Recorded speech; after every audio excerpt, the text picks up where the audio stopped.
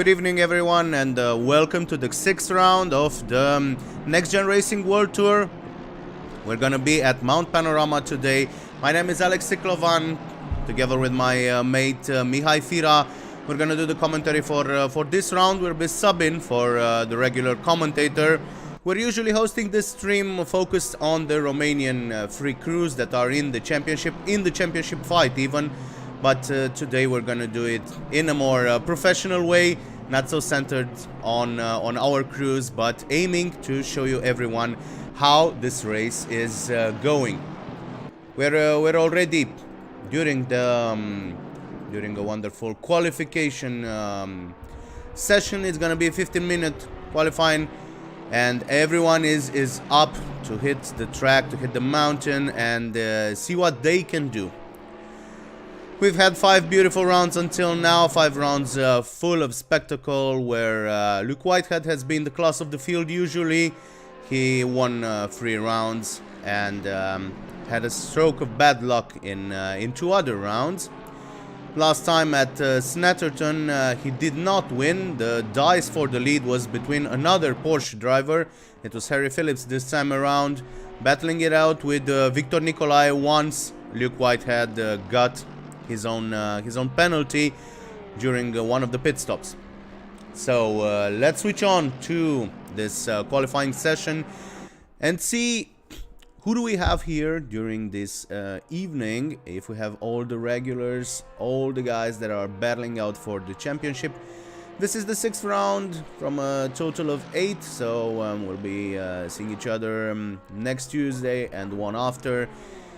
We'll be finishing thus this first season on the 5th of April, but this makes the Bathurst round crucial for all the championship aspirations of the leading pack. This leading pack is composed by 4 drivers representing 3 brands and another 2 who still have good chances to catch them up. So let's see the standings first, let's see where we are, and then we'll be in for some fast lap times here around the mountain.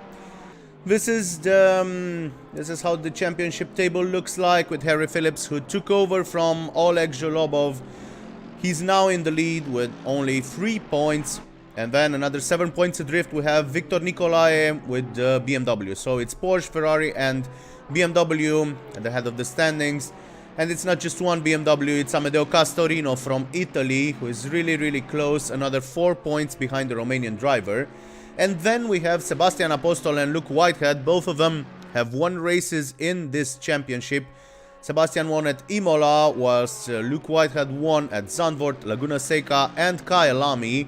So for them, it's still time to make some, to do the math here and hope to gain some points here in Australia to decrease that disadvantage. Whitehead is 50 points behind championship leader and brand mate Harry Phillips. Then we have Luca Degano and Dragoș Simeon. They can still be in contention, but from then on it really depends on the first guys really having an awful time and a string of bad luck, given how points are awarded in this championship. A lot of points for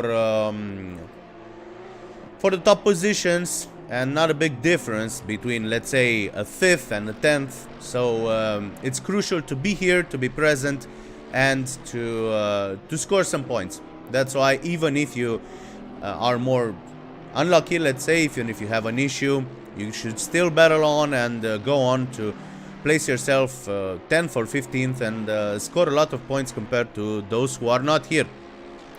We've got a few times on the sheet here. We've got Oleg Zholobov, who knows that the Ferrari is one of the cars that can be really strong here on the mountain, and now we see him pushing and hitting the wall. This tentative will be aborted, but he's got a 2:00.4. He's almost a third of a second, yeah, more than a third of a second ahead of Luke Whitehead. And in between we've got Darren King as well, who's coming back to the series. He wasn't a regular in the fight for season 1, but he's now back and he's taking that BMW up to the provisional first row of the grid. Time to say hello to my commentary mate Mihai. We have Bathurst today. I think it's the best track we're visiting during this season, the one I've been waiting for.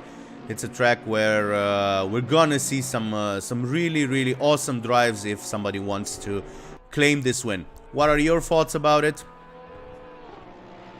Hi Alex, hi everybody. Finally here. Finally we are on this amazing track. The Mount Panorama track is one of my favorite, and I know it's one of yours as well. And I think everybody that's here driving or just spectating, watching the stream, I think they love it. I know it's a super hard track. I know drivers, while they love it, they also kind of hate the fact that it's so easy to make a mistake, so easy to crash, like we've seen Jolobov just now making a mistake. That sort of mistake is okay now, but come the race, come the race, it's going to be quite difficult to come back if you make a mistake, if you crash, because the walls, it's like a street course basically, because the walls are right there. So you have no room for error. That's basically what Bathurst is all about. Yeah, I'm convinced we're gonna see a fair share of errors during the race as well. It's impossible not to have these faults, especially when you're pushing the limit. It's not about not having the ability. It's about trying to find every tenth, every hundredth and thousandth of a second, and we'll see what everyone can do. Now we see Luca Degano again, really high on the timing sheets. Luca Degano has been battling out for the win at Imola, but not so present up there in the other rounds. So it's good to see the Mercedes back in good terms here, and with him fighting. And he's not alone in this team. There are 4 Mercedes drivers. All of them are from Qualy.CET Racing ON3. You have also Giovanni Izzo, who raced well during the last few rounds. Also, Raffaele Di Nardo has been quite brave in the past rounds, and Cristian Nembrini. So 4 crews from Italy using this Mercedes. And we can't really compare them with anyone else because they're the only ones who chose the Mercedes here. We can only say what they're doing between themselves, and it looks like the Mercedes is quite strong, but also the BMW. We see Darren King now taking up first place from Luke Whitehead, and returning to garage immediately after. We'll see whether this will be okay with the stewards. I've seen warnings issued for these returns. But for now, we have Darren King P1, then it's Luca Degano who claims P2 ahead of Luke Whitehead. Still 6 minutes of this qualifying session. Track is dry. It's quite chilly up there on the mountain. We've got only 17 degrees in the air and 23 the track temperature. Let's see, Oleg Zholobov, he's in 4th place. Then we have Castorino, Sebastian Apostol and Victor Nicolae. Raffaele Di Nardo is on a fast lap. Let's see what he can do. He's in the upper parts of the track near McPhillamy Park, and now he will start the descent down through this section. He's 5/10 better than he was before. Let's see. Harry Phillips is down in 10th. That's not a good placement for him. I spoke to our Romanian drivers. They said that they expect the Ferrari to be strong, they expect the Mercedes to be strong, Porsche not so much, and less so Harry Phillips, who also has the maximum ballast given his win last time around 1 week ago at Snetterton. Let's see. Here on the timesheets we can see now 20 kilograms of ballast for Harry Phillips. It's 16 for Victor Nicolae's BMW, 12 for Amedeo Castorino's BMW, who finished 3rd at Snetterton, and then Dragoș Simeon has 8 kilograms of ballast, and Luca Degano, placed 5th last week, has 4 additional kilograms. We see Raffaele Di Nardo now moving up to 7th place on this grid, really close to Sebastian Apostol. Less than 200ths of a second between Apostol and Di Nardo. And of course the cars that have a large amount of ballast are kind of struggling. Both Victor Nicolai and Harry Phillips are not very high on the grid. And we'll see where they go from here. Also, Dragoș Simeon is down in 16th place. He was 4th last time around, so not a great placement for him. We've got Yves Field also back in the pack. He missed a round, I think. He's also got the top 5 pace usually, but I don't know what he can do in a Porsche. We'll see. I think, yeah, it's not that important how cars compare one to the other here on the mountain. It's way more important not to make mistakes during the 90-minute race.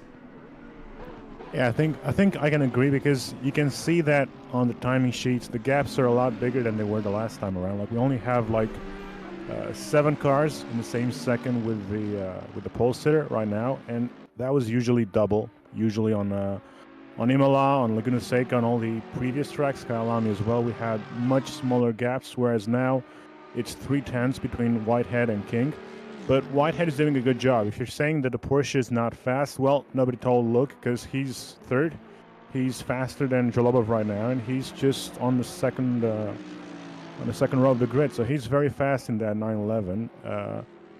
We'll see indeed. I think mistakes are going to be costly, and we're already in the second half of the season, so people are already thinking about trying to be clean, because if you make a mistake now, it is not going to be many more races basically to make it up if you go off, if you have a bad result, because of the way they score points here.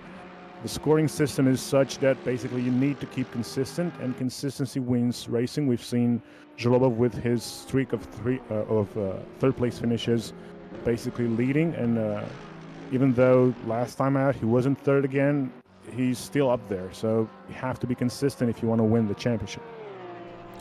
Absolutely, it has been impressive to see Jolobov having that run of consecutive 3rd places.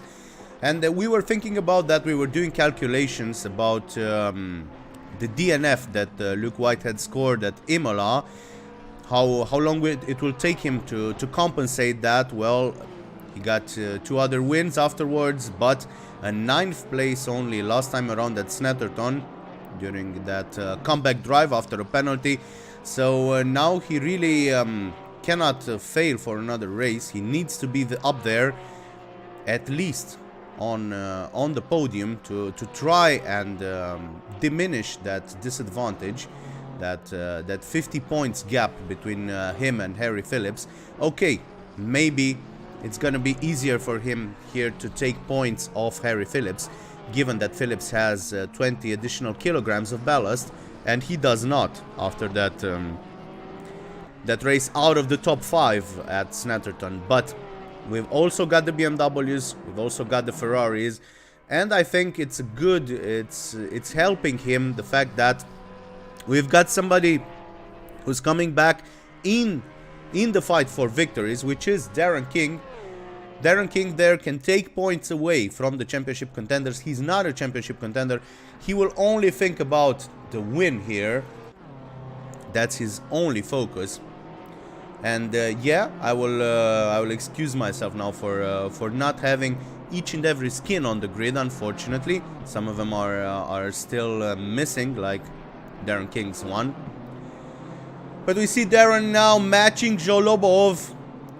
There's absolutely zero difference between them, but Darren is on pole position ahead of the Ferrari. It's just about the time when you had set that lap. Jolobov is pushing for his final attempt. We'll see if he can break the tie with King. Degano is on a flyer. He's still on this flyer. Let's see him down the Conrad straight, finishing the lap. He's only got 3 turns to go. This chicane and then the last turn. the one that we saw Darren slide wide into, thus aborting his final attempt. So it's now up for Degano to go a bit higher on the grid. Yeah, he improves, but it's not a position gain for him. Unfortunately, no more than third place, 0.03 of a second down on Poleman King. Zholobov is still on his lap. He didn't win anything, but he didn't lose anything until now. So it's all to play for. His delta is 0, just like his difference in quali. The difference that separates him from Darren King. So let's go with Oleg Zholobov and tackle the final turn here at Bathurst. See if he can break the tie, if he can claim pole position in the Ferrari, or it's gonna go towards the BMW of Darren King. Final attempt for Zholobov, and he does not improve. 0.03 of a second. That's all he was lacking. This has been exhilarating. This has been a fantastic qualifying session. So we've got King and Zholobov inseparable, sharing the front row. Then it's got Degano and Whitehead. In the second row, Di Nardo and Victor Nicolae on third row. Then it's Castorino and Nembrini, Apostol and Fornes, Izzo and Simeon. Harry Phillips down in 13th place, 1.4 seconds adrift. So yeah, it's a big impact on the ballast. Let's look at the standings once more until we're ready to begin this race. So Harry Phillips, the championship leader, he's got a lot of ground to make up during this race. Starting from 13, it's not gonna be easy. Oleg Zholobov, second in the championship, second on the grid. He looks good for a win or at least a podium here. Victor Nicolae, he's got the ballast. He's got 16 kilograms, so 6th place is quite good for him. Let's see how high up he can go during this race. He can battle out with the Mercedes. He's got 3 Mercedes drivers around him. Degano in 3rd, Di Nardo in 5th, and Nembrini in 8th place right behind him. Then we've got Castorino, who is 4th in the standings. He's 7th on the grid, so he's still there in the mix for the big points paying positions. Sebastian Apostol, 5th in the standings, 9th on our grid. And then Luke Whitehead aiming to close down that 50-point gap. This is how the championship standings look like. We're ready to tackle this 90-minute race. Let's explain the regulations once more. So for anyone who's not familiar with the format here in the NXTGEN Racing World Tour. So we've got 90 minutes of racing, 2 mandatory pit stops. It doesn't really matter what you attempt to do during those pit stops. The minimal requirement is to take an additional 1 liter of fuel minimum at each pit stop. So usually what we've seen was a regular pit stop at about half of the distance with a tire change and considerable refueling done during the tire change. And another joker pit stop only for 1 lap of only 1 liter of fuel that everyone was using when they found it, when they deemed it necessary, either in the beginning to get them out of a train with slower drivers, or right at the death, right during the end of the race, or whenever they find it suitable. Their race engineers usually keep a close eye on the pit wall application, on the race itself, and tell them when is a suitable time to go for that joker pit stop and try and lap a little bit in clear air. So this is the script. You're already quite familiar with it since it's the 6th consecutive week that we're doing this. Let's see how it goes. Let's go back to the race, and we're looking forward for the start.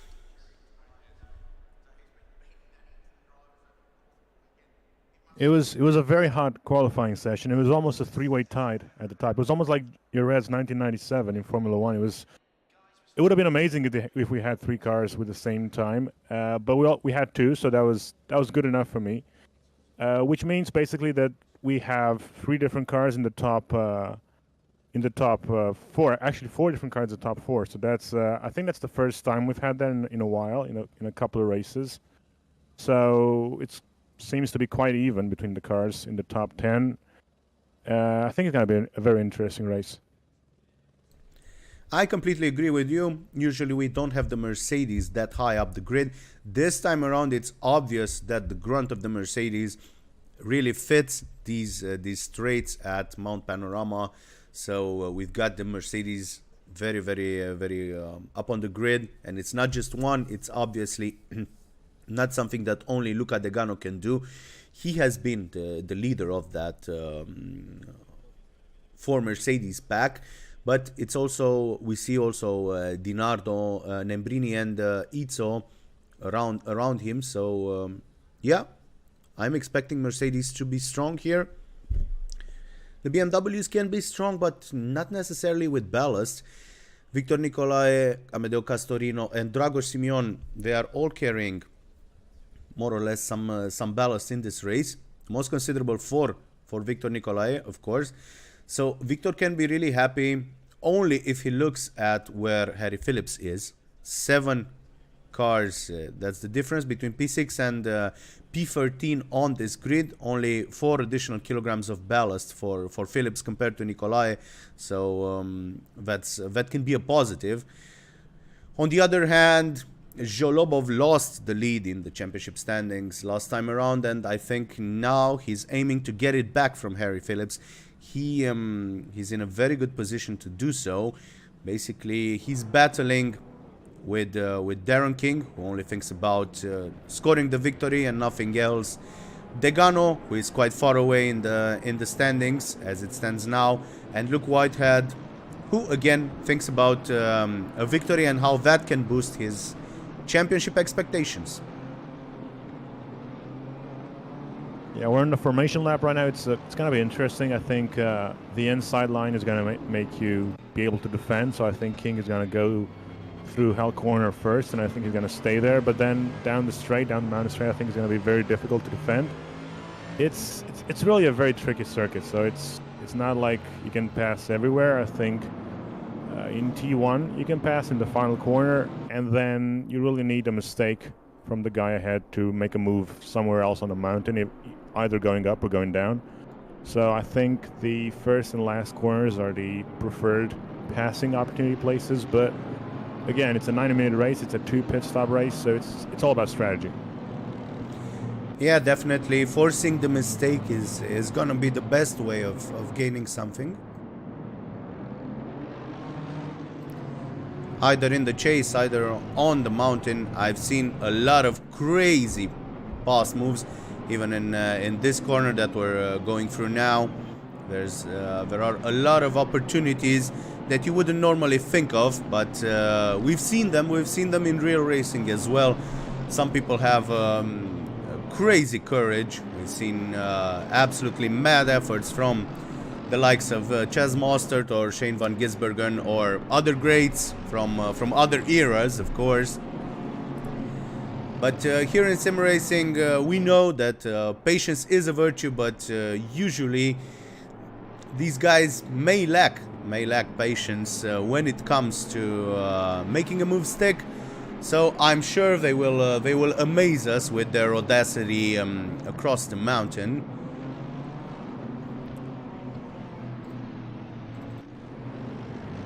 Taking a look from the helicopter as we begin the descent here. Darren King leads the way with 23 cars on the grid. He's got Zholobov alongside, then it's Degano and Whitehead on row 2, Dinardo and Nicolae on row 3, Castorino and Nembrini make up row 4, then it's Apostol and Fornes, Izzo and Simeon, Phillips and Lehtonen, Field and Ulrich, Büge and Coffin, Fox and Cosford, Züger, Rostans and Mills. So 23 drivers make up this grid. There's gonna be traffic, that's obvious. There are gonna be even retirements, even though we do not wish for these to happen to occur to anyone, but that's a statistical fact. We're getting ready for the start. Who's your money on at this start? Do you think the BMW can remain there, or Zholobov, Degano and Whitehead will try and force the issue and take the lead? Pretty sure the inside line is going to be enough to defend, to cover the inside line and then go down the straight to turn 2 in front. But from then on, I'm not so sure. It's all about how quick you get the tires and temperature, so it's going to be very, very, very tough.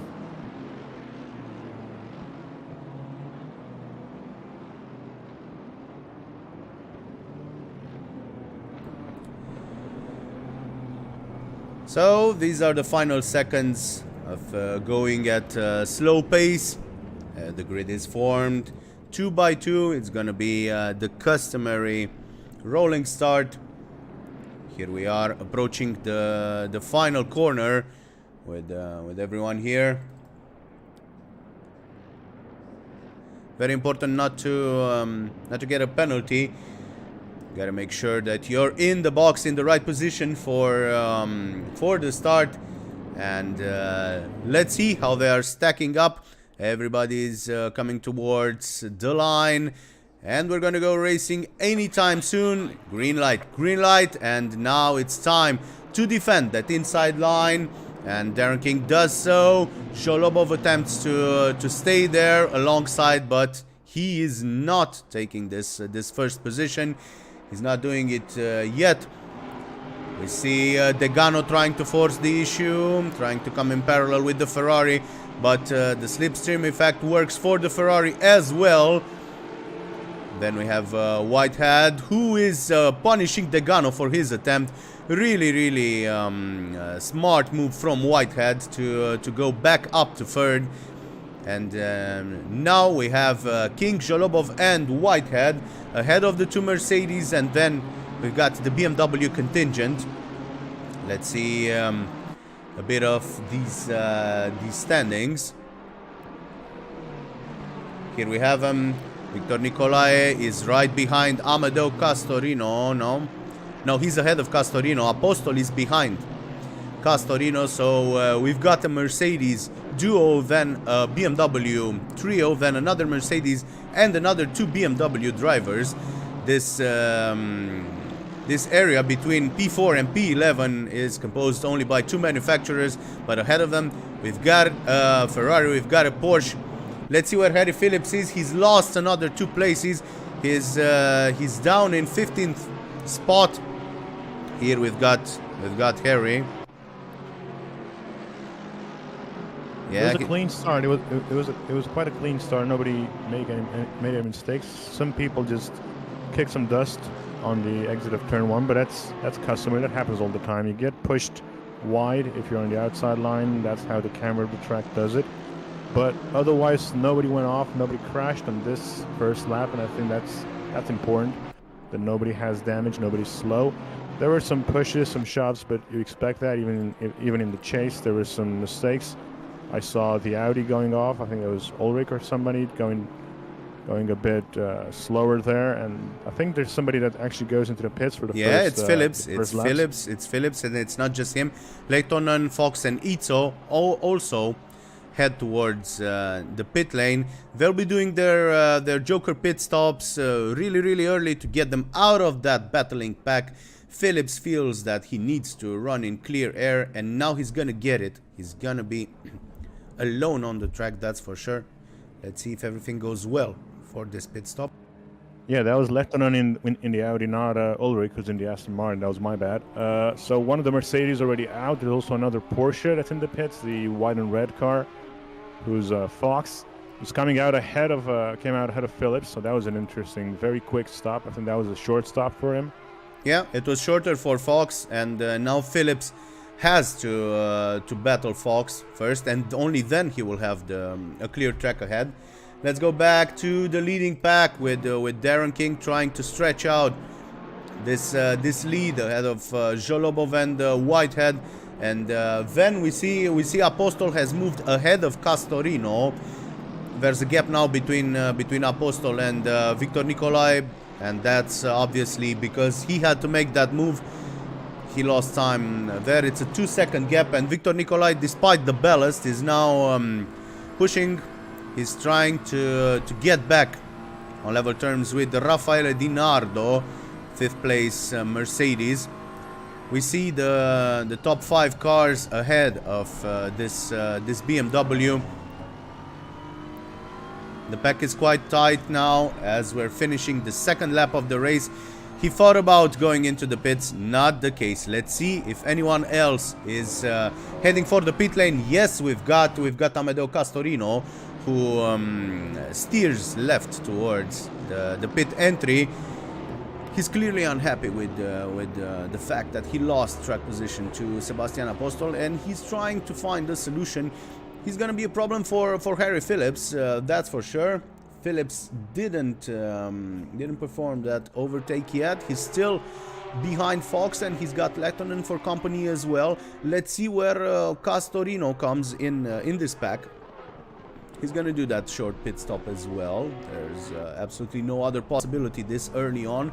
So here we have Harry Phillips condemned to stick at Fox's pace, and Castorino, we see him, he's out of the pits a few seconds ahead of this train. So yeah, there's less of an opportunity for Harry Phillips to be in clear air, even when he will be going past Fox. But now he's under attack from the Audi, and he's a bit powerless to defend here. In a Porsche, he's got no big straight line speed advantage, also some ballast, so that was an easy pass from the Finn, from Timmy. And yeah, it's just damage limitation now for Harry Phillips, but I'm still tipping him for a top 10 finish, because this is what good drivers usually do, and if you're leading this championship, you're clearly a very solid driver. So yeah, I'm expecting him to climb up in the standings as laps go by, as errors accumulate, and so on. Yeah, Phillips had no reason to defend. He saw later and wanted to go by, and he was like, okay, I can do that. It's early days for the race. It's a 90-minute race. It's just been like 6 minutes since the green flag, so he's allowing himself. He sees already Fox making a mistake earlier in the downhill S's. So those are going to come thick and fast as the race goes on, as the tires wear. So far we've not had any big mistakes, and the problem here is that if you're running a train, such as these guys at the front, somebody crashes, there's basically no way to avoid. So if one guy crashes, there's going to be a big pileup. There's going to be, really bad consequences. So that's why everybody is maybe not pushing as fast as you would see on a normal road course. I think they're going, let's say, 90% instead of 95%. Usually, I think they're taking it a bit easy because they don't want to make mistakes that could damage the car. You don't have tire walls. You basically just have naked concrete tire walls on either side. So it's definitely costly to make a mistake. Another one that's pitting is Ivan Fornes in the BMW. He's now joining that Castorino, Lettonen, Phillips train. We'll see where he will arrive. But here we're with Luca Degano on the descent towards the elbow, and we see now we have a group of 4 in the lead. Then 2 seconds between Degano and Dinardo. Dinardo's got Victor Nicolai for company, and then another 2 seconds to Seb Apostol, who is now running solo. Castorino has pitted. He was close to Apostol.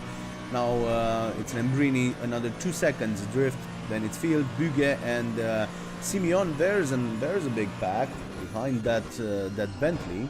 Let's see what we have there with Bugge. Having Simeon, Ulrich, and Coffin for company, 4 cars in closer rears. Oh, and Coffin completely misses out the braking point for the chase, and yeah, the last wagon of this tiny train is now being left behind. We've got Sugar who claimed an easy pass as Coffin was coming back from the gravel trap there. Yeah, Coffin managed to avoid. Now into the pits. Another driver Coffin managed to avoid going off into the wall. He managed to somehow control the car in the gravel, which is not easy to do.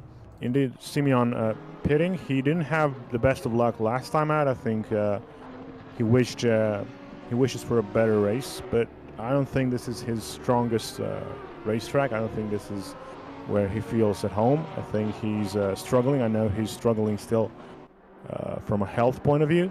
So it's going to be a tough 9-minute race for him for sure.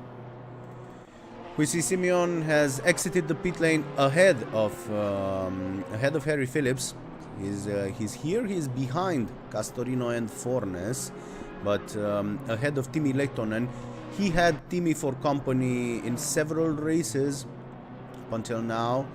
He knows how it is to battle out with that Audi driver, the sole Audi driver in this field. And Timi seems to be in good shape. I've seen his lap times. Let's see whether Dragoș Simeon can match that. Now that he has no one ahead.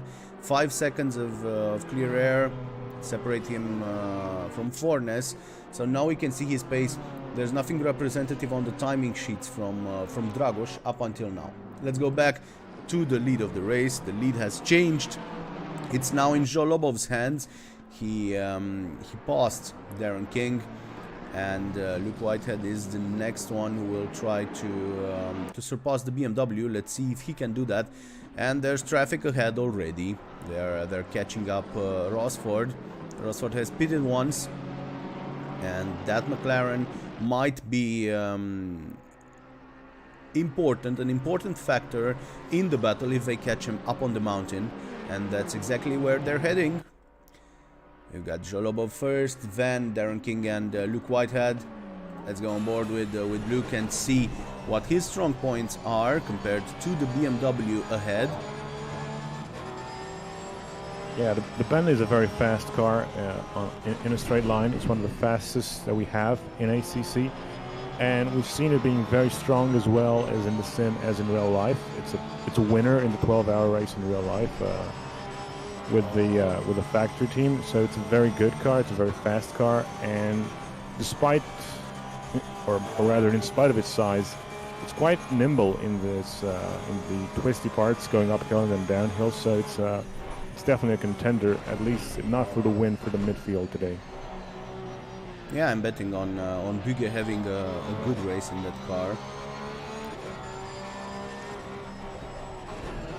So it looks like Cosford had good enough pace on the twisted section, not to be an issue for the leaders. They will catch him here. It's where you want to catch traffic, obviously. It's going to be an easy pass for Zholobov and the rest of them. Let's see the top speed of this Porsche, 278. That was the maximum. And then we'll see some other cars, what they can unleash on the Conrad Straight. Yeah, it looks like somehow Zholobov manages to keep the gap alive. He's staying there around half a second ahead of King, and that's kind of the gap that's been for like a couple of laps, and that's the same between King and Whitehead. That's quite consistent for the past lap or so. So it looks like the top guys are racing quite similarly fast, and that McLaren manages to move out of the way. It almost slowed down to a crawl. In the pits comes Sebastian Apostol, and his car is severely damaged. So we've been talking about making mistakes. Here we have a big mistake, I would say, from Apostol. I don't think he got off lightly with this, depending on how it looks. Not sure if he's going to do the long stop. I think it's too early. I think he has to do the short stop and not really repair the car. You're not really. Yes and no. He's got to repair the car. I think he's now gonna drop in the order. So even though he wanted to do a short stop, he has to get this car back into a shape that allows him to battle on. This race is long. There's going to be mistakes from others as well, but for now, yeah, things are not looking great for Seb, given that yeah, he's the first, well, I would say, championship contender to make a mistake, a costly mistake. He's fifth in the standings, and now he's very far in the Yeah, field. he came out 20th. The car looks fine, but my question was, or rather my intrigue was, whether he can go all the way to the end with just a splash, with just a short stop, because it's 1 hour and 15 minutes left, and then he already done the long stop. So it's gonna be quite sketchy on fuel, I think, for Apostol, who's already lost a lot of time. He was a top 10 driver for sure. Now he's down at 20th, and actually 22nd. He's way at the back. Clearly not gonna have a good run, even if he changed tires and got on with the maximum allowance of fuel. It's still gonna be difficult for him because he'll be losing pace at the end of this race. Now there's another mistake from Mills, from car number 4. There's a yellow flag down on the descent. Fortunately, there's no one around him, no one that will suffer the consequences of this. Zholobov now has a second in hand on Darren King, and we're looking from Darren towards Luke Whitehead and Luca Degano. Whitehead is still in closer years. He's very, very close to Darren, but he doesn't find a way past up until now. So the first 15 minutes have passed, and it looks like that on paper form of the Ferrari is translated into a lead in this race by Zholobov, by a solid driver that aims for the title. Yeah, 1.3 seconds is already double what it was. He's pulling away, and the Ferrari is the only car in the field, so it's not like we can compare it to somebody else. But we've seen Zholobov against the other guys, and we've seen how fast he is and how consistent he is, and now he's been trying to get a win since forever. He's quite frustrated with keeping on third for so long, and then the last race was really unfortunate for him. Now I think he is really trying to really show himself as a contender, as somebody that wants to be there, and trying to put his foot in the door and say, hey, I'm here and I want to win this, and I want to win this by winning this race on what really, in my mind, is like a micro Nordschleife. This track is basically about as complicated as the Nordschleife, but without the extra kilometers. So it's just 6 kilometers and a bit instead of 22, but with the difficulty, I think, is just about the same. Absolutely, you've got those concrete walls really, really close, just as you have them on the Nordschleife. And I would say some of the sections in here in Bathurst are way more intricate and way more complicated than the fast, flowy nature of the Nordschleife. So it's quite easier here to find a wall and to scratch it just a little bit. On the Nordschleife, you don't have exits like the one we're going to be heading towards after this corner, where you have to brush the wall almost. You always have half a meter or a meter in hand, and then it's the wall. So here I think it's even closer, and the fact that these sections, they come every 2 minutes, not every 8 minutes. You gotta keep focused. You gotta keep focused more than on any other track, especially any other track in ACC at the current time. I think this track really shows us who the best drivers are. Yeah, I think, and we saw that in qualifying. We saw, as I pointed out back then, the gaps are bigger because the track is more difficult and people are less willing to take the risks that you need to take to go to the front. And I think people in the race as well are decidedly less willing to take the risk, because they know that the reward, even if you see it and you know that it could be a position, it's far worse if you spin around or if you crash or if you need to do a stop in a moment where you don't want to do, because everybody has a strategy, everybody knows sort of where the window is for each of the stops, and if you go off strategy, it's a bit of an unknown after that what's going to happen in the race.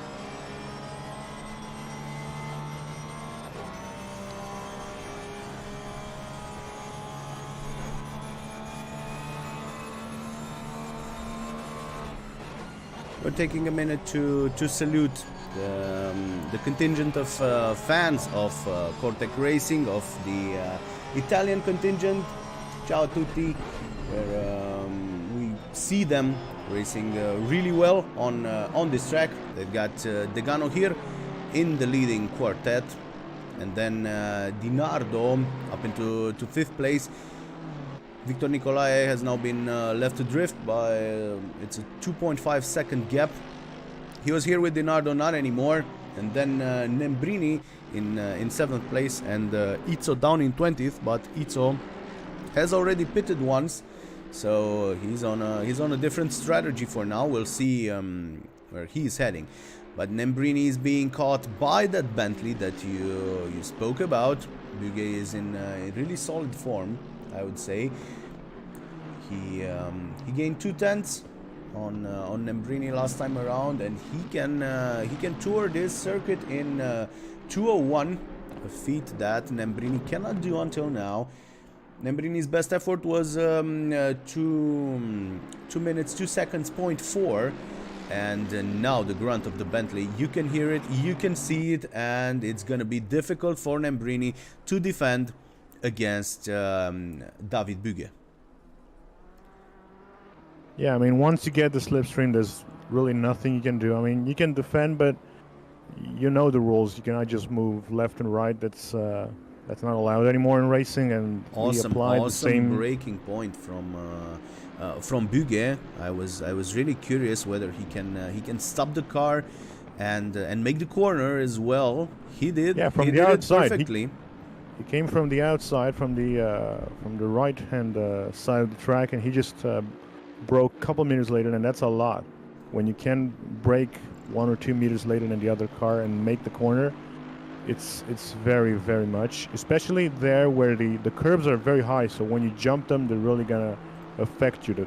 The cutting doesn't have flat curbs, and that means that if you go over there, they're gonna jump a lot. This is Nembrini's response, but Bugay keeps the inside line and keeps the position. He's still up in 7th. Now we have Rostans into the pits. We have Degano also, who has pitted. Or not? What's happened to Degano here? Something has happened. Something has happened to Degano. Let me... No. He was in the pits.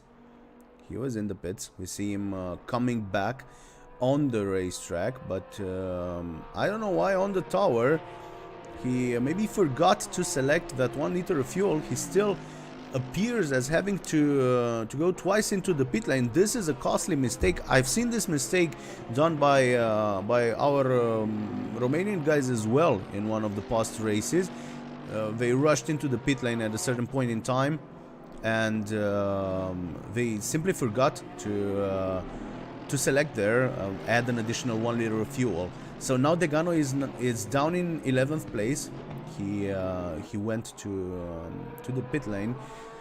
Let's see if it was a pit stop or maybe some penalty. Let's see if we have some system messages. No, nothing like that. So it's probably my first assumption, but since we have all the guys here on the stream, maybe they can tell us if there's somebody who's close, who's in contact with this team, what happened here for Degano.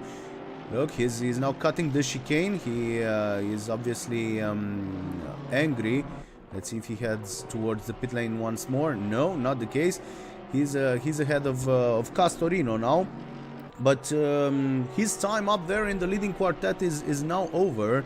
I can't really see him coming back there, and it's a shame. It's a shame because he had the pace to keep up with Jolobov, King, and Whitehead.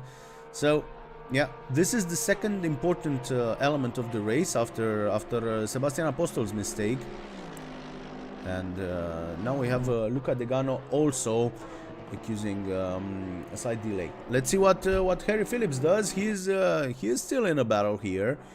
He caught up with Ifield and Timi Lehtonen. I was saying that Dragoș Simeon has Lehtonen for company. That's not the case. Dragoș has flown away, almost 4 seconds between the Romanian and the Finn driver, and Lehtonen is now leading this trio that also contains Harry Phillips, and in between Lehtonen and Phillips there's E-Field, and Field is now surpassing Lehtinen.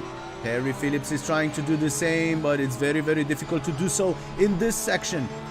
You gotta have someone willing to collaborate, willing to give you that position, and Lehtinen doesn't seem to be eager to do so. It was just an honest mistake there. Field was in a position to profit, and now he accepts defeat, and I think Lehtinen has an issue. You shouldn't be giving away positions just like that. There's an error for number 88 now for Izzo. Look, here is Izzo, and he's out of this race. Things are going from bad to worse for the Italian Cortec team.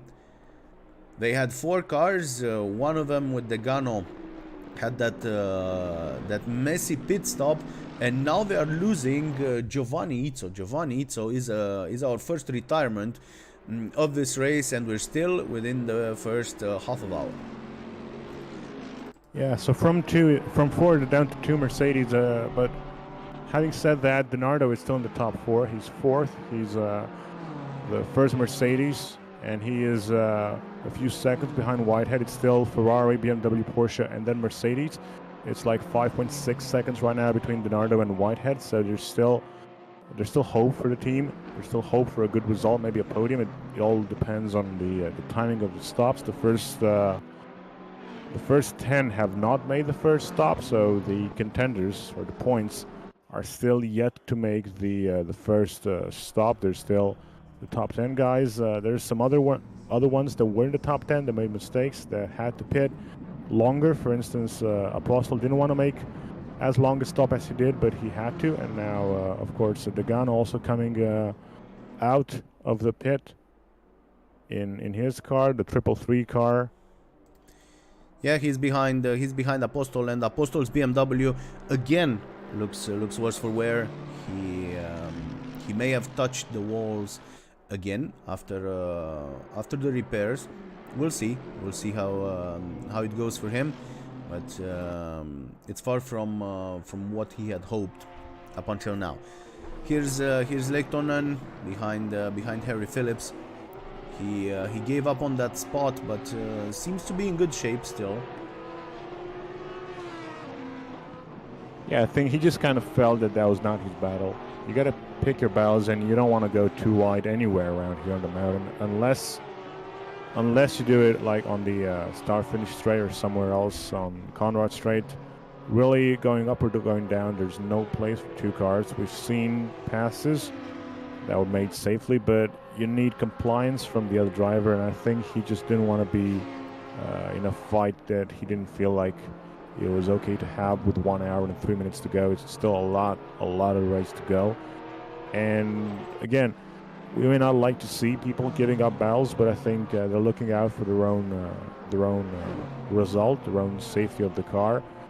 We've seen how much you can lose if you damage the car, and we see what you can do when you're not damaging the car. King is running with an impeccable looking car. He's inch perfect, corner after corner, going down through McPhillamy, going up through Brock Skyline. It's just incredible to see these cars going flat out, and it's just as incredible, if not more incredible, to see them in real life on this racetrack, which again, these are about as fast a car as you can see around here. I know they have the single seaters, the F5000, I think they're called. Yeah, and I think those are the fastest, but these are already really fast for this racetrack. There has been a run of a Formula 1 car in here as well in recent years. There was an event with Jenson Button and Craig Lowndes going in a McLaren Mercedes, but yeah, when it comes to actual racing, this is an exhilarating place to watch. Unfortunately, since the 12 hours in 2020, it has been impossible to pursue the tradition of this GT race. It's not very old race. Oh, it's an error from Simeon, and now the track is blocked. Now the track is blocked by Simeon. Let's see who will suffer. And somebody is hitting the walls there, and it was Mills, who had no other way given what Simeon did. Now he's got a damaged BMW as well. It's not just Apostol. He's down in 16th place. Let's see if he's heading towards the pits. And I was saying that things are not going well for the Cortec team. It's going from bad to worse because now they lost Christian Nembrini too. He's a retirement. He's out of the server, and we're down to 21 cars. We started with 23, and two of those two that are missing are Izzo and Nembrini from the Mercedes contingent. So yeah, we're down to only two Mercedes cars, and Degano massively out of position. He's battling here with Sebastian Apostol. He passed the Romanian on the previous lap, and now he's trying to salvage this race. We see an error here in the last turn, and Apostol remains close. Yeah, it's getting complicated here. Yeah, it looks like the multi-car teams like West Competition, like Cortec, are not having the best of weekends, the best of races. Yeah, good observation. The biggest teams, 4 cars, 4 Mercedes, 3 BMWs, but they're both losing important pieces of their assault. Yeah, they're looking like it's all about Donardo for Cortec, and Nikolai in the number 31 BMW in 5th, and those are like the top cars for their teams respectively. Whereas Jalobov is really showing that he can stretch his legs. He's almost 3 seconds away from King. King, as you said, was not a consistent appearance in the series. He takes it race by race. When he can do it, he shows up. When he has other commitments, he does other series. But right now, he's the top BMW, and he is able to stay ahead of Whitehead. Whitehead around 3 seconds behind King, so there's this kind of a consistent gap for the top 4. There's already quite big gaps. We were not used to seeing such big gaps just half an hour into the race. There's like 12 seconds just between Bugge and Nikolai, for instance, and then from Nikolai all the way to the front is probably like 15 seconds. So there's just quite big gaps, and that's, as I said, because people are maybe not as consistently fast on this track, because a mistake can really put you off. Like going up the mountain, if you make one mistake, you pretty much ruin 5 or 6 corners, because there's one line that you have to follow, and if you go offline in one corner, then there's no way to fix it for the next 4 or 5 corners, because it's like a cascade of bends that just comes at you at an amazing pace. That's why it's so hard, because as the years go by, the cars get faster, whereas this track has not changed since, I believe, since 1985 or 1986, when they added the chase, just to slow down, because before that, the Conrad's Trei was just coming straight down to the final corner, and there were some really big crashes in real life that made people aware of the necessity to slow the cars down. Even then, you had some big crashes. I remember the huge V8 supercars crash in the second corner with the ruptured fuel tank and the big fire. I think it was 2011 or something like that. It was a huge crash. So yeah, the mountain takes its tribute, and we already seen taking a tribute now in this race, and I'm thinking more is coming. Here's Castorino moving past Joe Coffin and up into 9th place, and his next target is another Porsche driver. It's going to be Chris Zuger, just less than 2 seconds ahead of him. Yeah, we see now that the gap is increasing between Darren King and Luke Whitehead as well.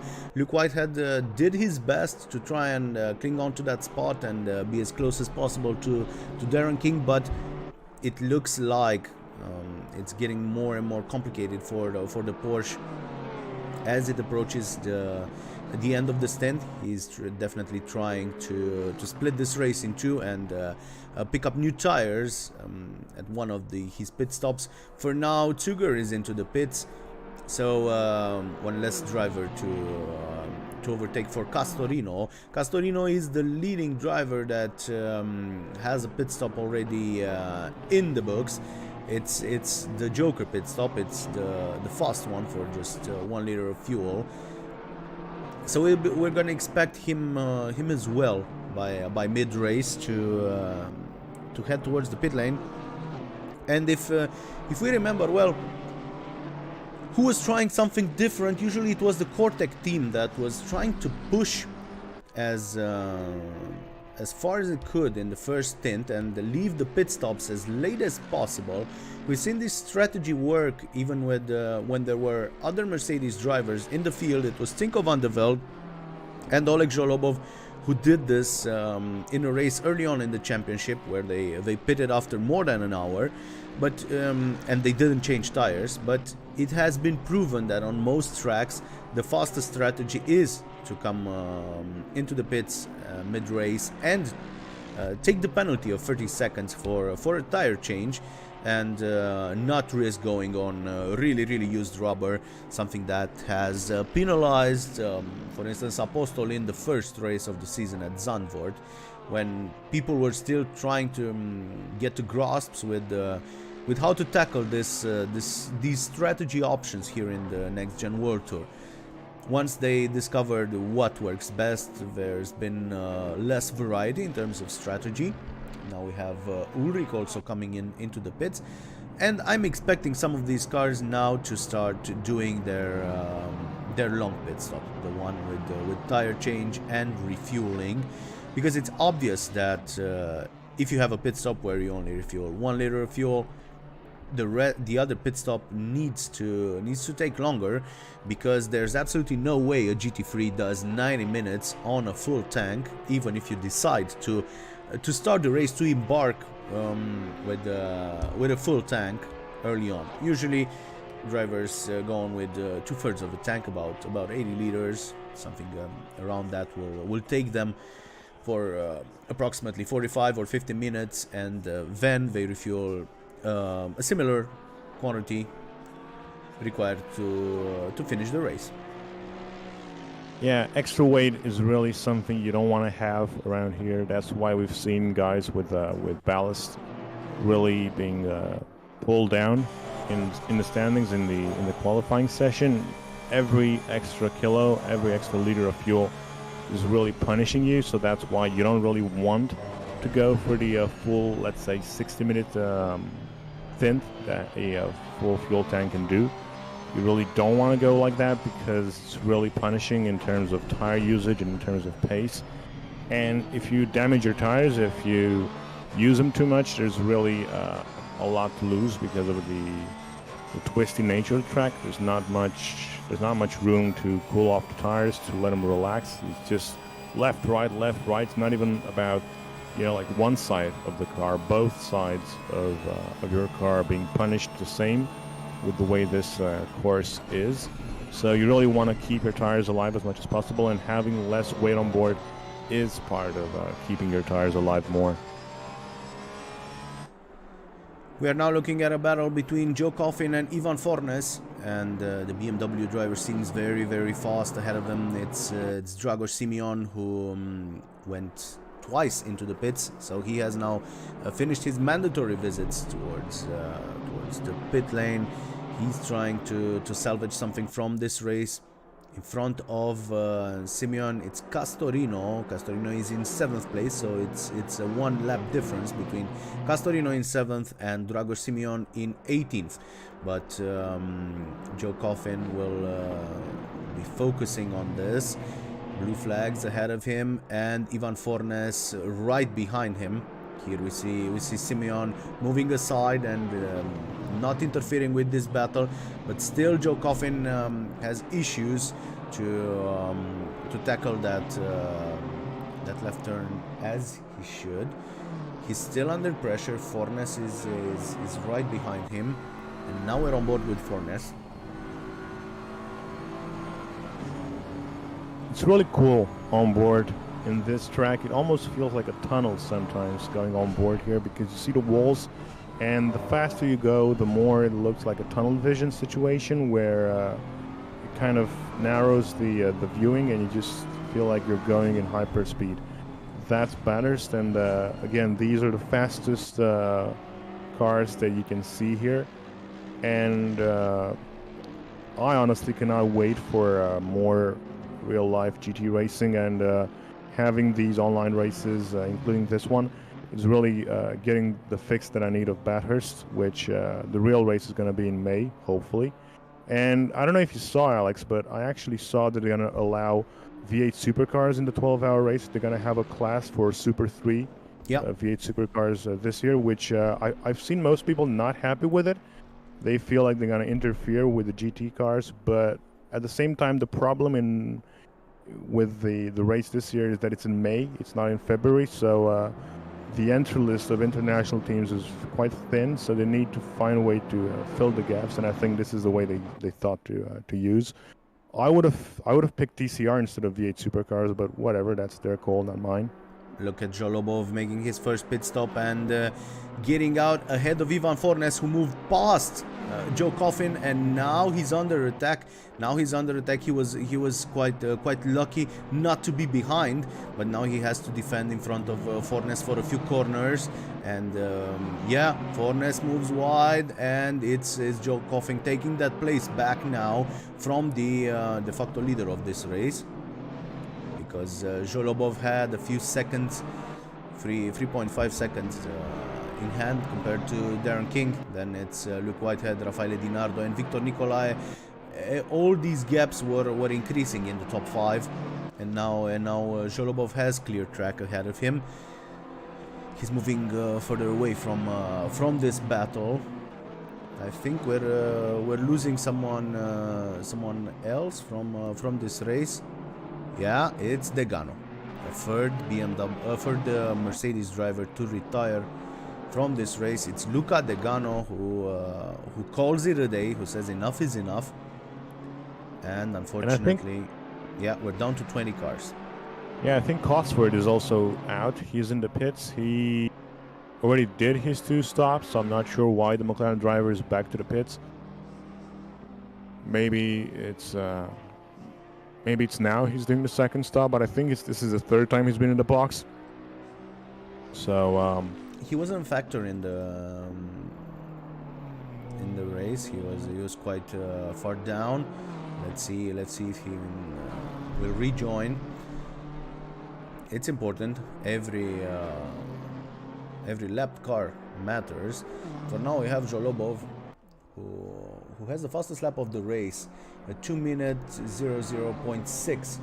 That's the fastest lap of the Ferrari and the fastest lap of the race. In the 00s, we only see Darren King able to do so. He's obviously in 2nd place in the real standings after his pit stop. He's gonna drop back to 2nd. All the other ones they are in the 201s. If we're talking about Luke Whitehead, Di Nardo, Victor Nicolai, David Bugge, Amedeo Castorino, everyone is in the 201s. Yeah, and running 202 flat is incredibly fast when you consider the fact that the fastest GT3 lap around here in qualifying is a 201.2, the classic Shane Van Gisbergen lap with the McLaren, and the last pole position lap is a 203 in 2020. So these guys in the sim are blasting at an amazing pace in the race. It's incredible how fast they're going. Absolutely, and now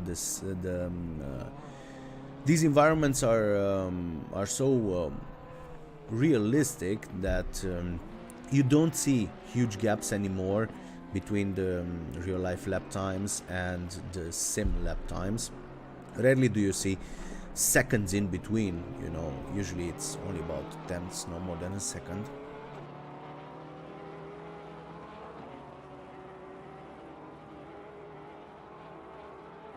Yeah, that's the thing. That's the thing that we want to see. We want to see the simulation platforms that we use getting better, and I think ACC is about as good as it gets. With these cars, at least, it's about as good as it gets. And that's because everything is done together with the manufacturers, together with the organization SRO that's behind this GT3 formula, and has created the formula all the way back in 2006. And the sim is made around this series, is made around these cars, and all the tracks are laser scanned. It's not just a kind of a trial and error thing. It's properly done, professionally done, and you can see it. And that's what you need to have, because sim racing is no longer just a hobby. Some people are able to make a living out of it or make some extra funds out of it. And there are already what you can call professional sim racers. And we've seen in the past, these sim racers aren't just good behind the wheel of a sim rig, they're fast in a real car. We've seen many times sim racers moving aside to the real world and doing good, or the opposite being true. Once a real racer learns how to cope with no G's in the sim, he's fast, proving that the talent, the necessary skills are transferable both ways. And I think that's very important for us to note every time we look at a sim race. Yeah, you're 100% true with these assertions. We have Luke Whitehead now going towards the pit lane. He's speeding ahead of Darren King. I think we can't really talk about an undercut here because the gap was quite big. I find it difficult to bridge a gap of 4 seconds with the perfect pit stop here. But let's see what Whitehead decides. This should be the long pit stop, the one with tire change. So it's gonna be a fixed amount of 30 seconds plus an additional few moments if his stop wasn't perfect, and if the car gets a little bit moved around in the pit box. This is what all these guys are striving for, the perfect pit stop. And now Whitehead is coming back on the racetrack. Of course, he's gonna be behind Zholobov. That's obvious, but the same is true for him. He's got a clear track around, so he can push now. He can push and see where he is compared to Darren King when Darren decides to take his pit stop. And I don't think it's going to be a lot of time left until we see Darren, Dinardo, Victor Nicolai and David Buge going towards the pit lane. Joe Coffin is doing so, leaving only the first 4 cars with no pit stops yet to be completed. And we see now the leader of the race, Darren King, will head towards the pit lane and move back down into an actual second place, I think. But you know what's strange? Yeah, Oleg Zholobov did the long pit stop, so he's now behind Castorino, who did that Joker pit stop early on in the race. So for Zholobov, there's gonna be a bit of a fight here, because I don't know, maybe Castorino will still be staying out for a while. He's losing a second per lap now, so if Castorino is still staying for 2 or 3 laps, then he's gonna be caught on track by Zholobov, and Zholobov's pace will be affected by the presence of the BMW. King is in the pits, Dinardo is in the pits, Buge is in the pits. The only one who is not, who is still yet to stop, is Victor Nicolai. Yeah, he's Castorino is also in the pits now, so that's everything that I was saying is no longer relevant, because Castorino has decided to stop. So now we've got the BMW of Victor Nicolai up in first place, but yeah, this won't take long. He's here just cruising now with some solid lap times, but he'll be back down in 4th place behind Whitehead in no time at all, I think. Or no, sorry, it's gonna be 5th behind Dinardo. Yeah, I think he'll be back where he was all this race, and that was around 5th or 6th. That's kind of where the pace has put him. Yeah, we need to factor in Castorino as well, because he was off sequence. He ran in another zone in clear air, and he might have an advantage. He might be back in this fight by the end of the race, when everyone would have completed all the pit stops.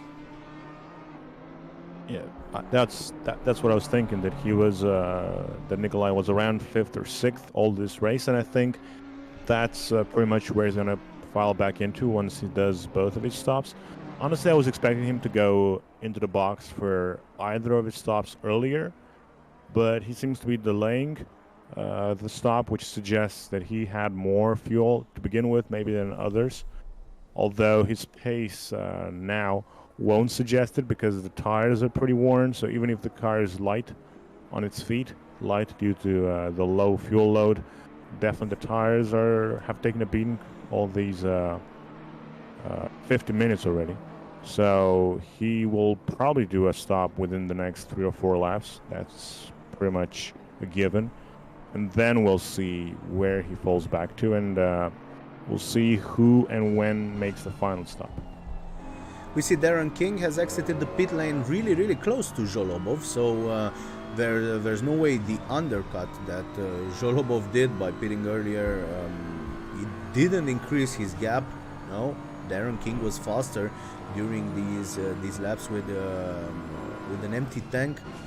Looks like tire deg wasn't a more important factor than the fact that he was carrying a lot less weight, given these kilograms of fuel that he was running on. And now Darren King is less than a second behind Zholobov. We have a fight for the win during this race. Victor Nicolai is 33 seconds up the road, but he will be coming into the pits really soon. Then we've got DiNardo ahead of Luke Whitehead. Again, this is surprising. There's a couple of fights developing. There's like 3 seconds between Whitehead and DiNardo, and I think Whitehead is winning on DiNardo, so they're gonna get quite close. The same thing between King and Zholobov. King is right there on the rear diffuser of the Ferrari. We've seen the Ferrari very fast today, just about as fast as anybody, if not faster. He was 3 seconds to the good before the pit stop, so he has the pace. Look at some weaving here on the Conrad straight. Yeah, he's trying to break the toe. Zholobov there, but Darren King is really fast, and we're gonna see probably a 280, 281 even kilometers per hour at the end of this long straight. Victor Nicolai is in the pits, so these two will go up a position from second and third to first and second as they complete another lap. Aiden, that was indeed 281 on the clock before braking. It was it's about as fast as you can go with these cars around here. It's really fast. Let's see where Nicolai comes out. He should come out around Whitehead and Phillips. That's kind of pretty much where he should be out. Instead, he's clearly behind DiNardo and Whitehead. We see that on the radar, and Phillips is now crossing the start-finish straight.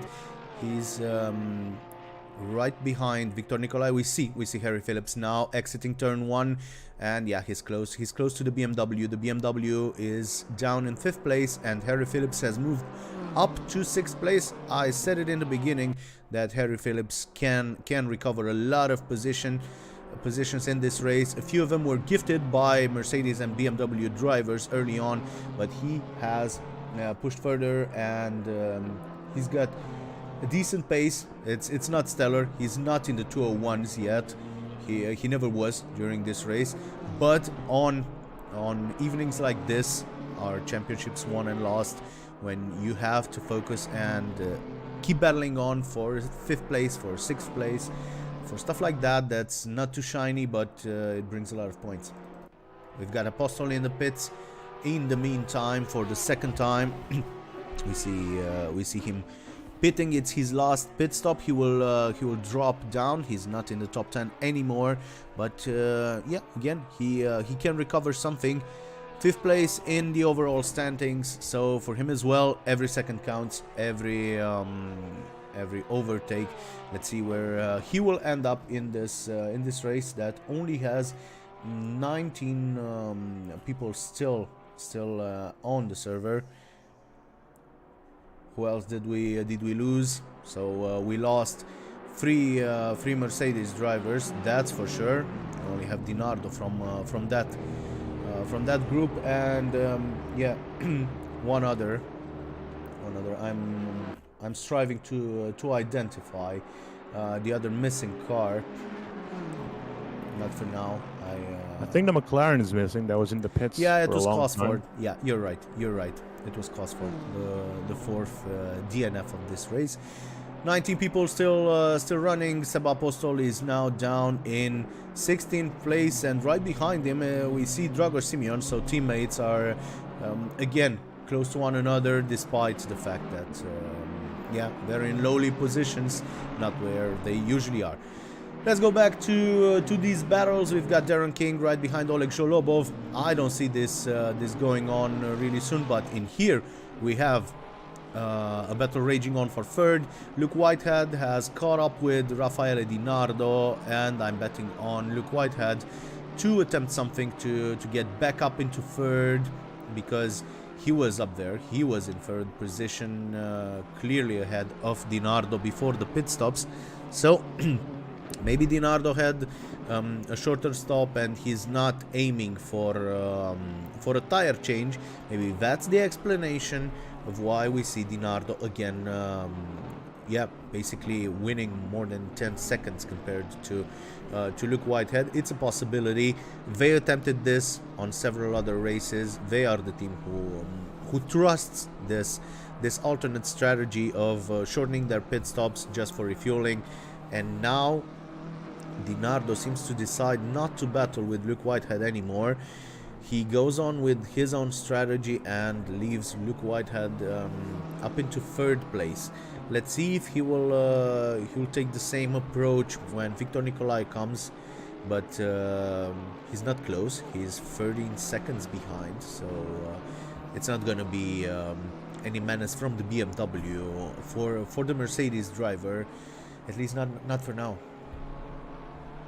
Yeah, indeed. There was another of those moments where people are choosing their fights, or choosing who they want to fight with and who they don't want to fight with. However, you know, Di Nardo is the last standing of his team. I would have expected him to fight more for his own and for the team, because he's the last driver still racing. And anyway, he's fourth. Nikolai is fifth right now, with Phillips a couple seconds behind, and also Zholobov managed to move away. There were 2 tenths between the two, the pair at the top. But now I think King is coming right back at Zholobov. He managed to put a 5-6 tenth gap, but now it seems that it's gone away again. It's all to play for, and I think the BMW really looks for the win. As you said, King has nothing to lose in championship standings wise. He's not fighting for the win, so it's all to play for the win. Yeah, in championship terms, we see that Zholobov will move ahead of Phillips, that's for sure, because he's way ahead of Phillips in this race. Also, Victor Nicolai might move up to second place.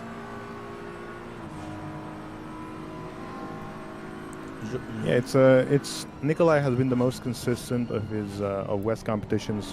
Team. Oh, and Phillips makes a mistake. Sorry to interrupt, but Phillips makes a mistake on the mountain. Oh, this will have consequences. This will have consequences.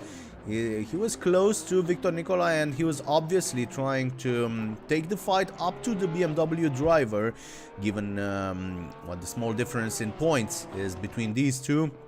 But now Phillips has lost it, and he has lost a big amount of time. 22 seconds is the net loss of this mistake, plus the additional damage that will impede him for the upcoming 32 minutes of this race. Let's see. That was a seemingly big mistake coming through Brock's car and then down to the S's. That's where there used to be a gravel trap on the inside, but nowadays it's an asphalt runoff. So that, I think, helped him to return quicker. He managed to flick turn the car around, and he's now going, but he has quite a lot of damage again. Yeah, he's heading for the pit stops, for the pit lane now. Yeah, he's reaching the pit lane as we speak, and I assume it's not gonna be just a normal Joker lap, 1 liter of fuel and then again up to speed. maybe he needs to evaluate what the damages are and consider repairing this car. He knows exactly how many additional seconds of damage he had incurred there, and we see the Porsche number 26 stationary for quite a while. Yeah, this is it's good news for his rivals, especially for the likes of not just Victor Nicolai but also Amedeo Castorino and Luke Whitehead. They might feel that now they can claw in some additional points from Phillips.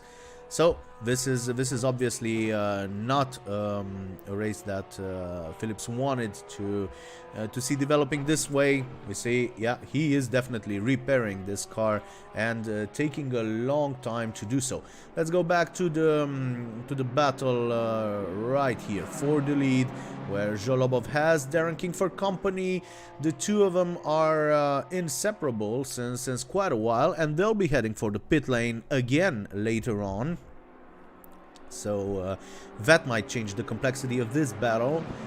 It will depend on striking some perfect pit stops from the Ferrari and the BMW driver, and we'll see. But up until then, they will be dicing it out on track for lap after lap after lap, and I'm really enjoying such close battles here on the mountain. Yeah, it's very important once the final stops happen, how you do the stops. We've seen people lose seconds in the stops with the cars not aligned properly, with the cars dropping off the jacks too soon. All these things can happen. Darren and, hits the wall a bit.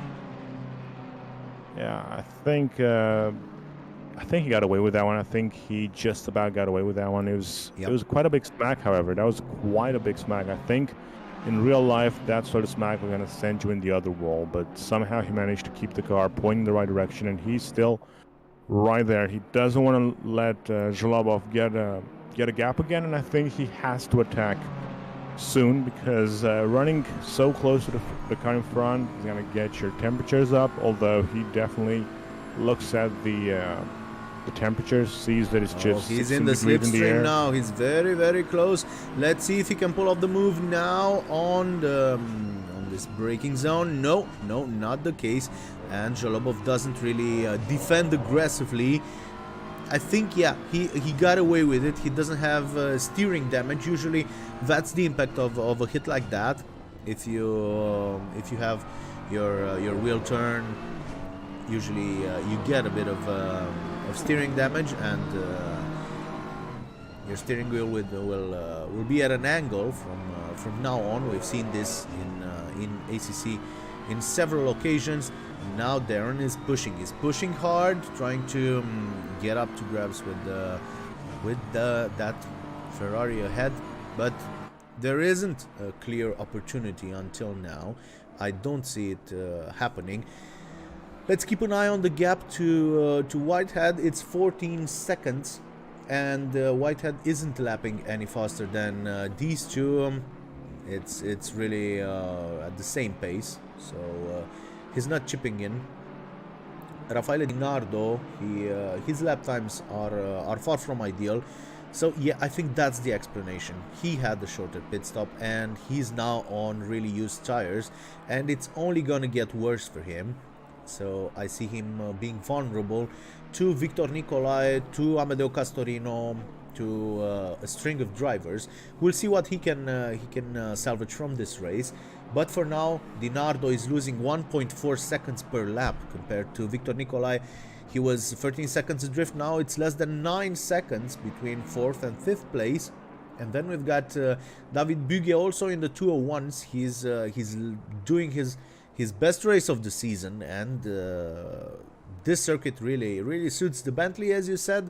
But Buge does an awesome job of keeping it on track and not hitting all these walls that we've seen. A lot of other drivers, even some of them who are top contenders, brushing and even hitting. We've got the championship leader Harry Phillips down in 16th place, and he will be battling on now with with Sebastian Apostol. Yeah, 1 second. There's place. just 1 second between Apostol and Phillips. At the top of the standings, King is still not able to make a move on Jalobov. It's still a few tenths. And frankly, even with the draft, the BMW is stuck. He's not able to get side by side with the Ferrari, which shows just how fast the 488 GT3 Evo is in a straight line. And then you can see Whitehead slightly getting closer, but it's nothing. It's just increments, getting a few tenths here, a few tenths there, but it's not enough. And it's just 25 minutes to go, so it's not much to go in this race. I don't think, in normal circumstances, unless the leaders crash. If they tangle, maybe Whitehead can get ahead, but otherwise, if King and Jalobov manage to keep their cars pointing the right direction, probably they're going to stay. Whitehead's going to stay in third. I don't think Whitehead can move ahead, but DiNardo is not far behind. He's 6 seconds behind Whitehead, and he could pick up the pace and maybe run for a podium finish. We'll see. It would be a consolation for the Italian team, for Protec, who had all the problems with 3 cars retiring. That was it's a big hit for them to have 3 cars off the server so soon, off the race. But you know, it's really nice to see 2 drivers that are just so fast and so inch perfect, so far able to keep away from the walls, other than that small brush for King. But otherwise, they're able to go inch perfect, and that's just quite really nice to see.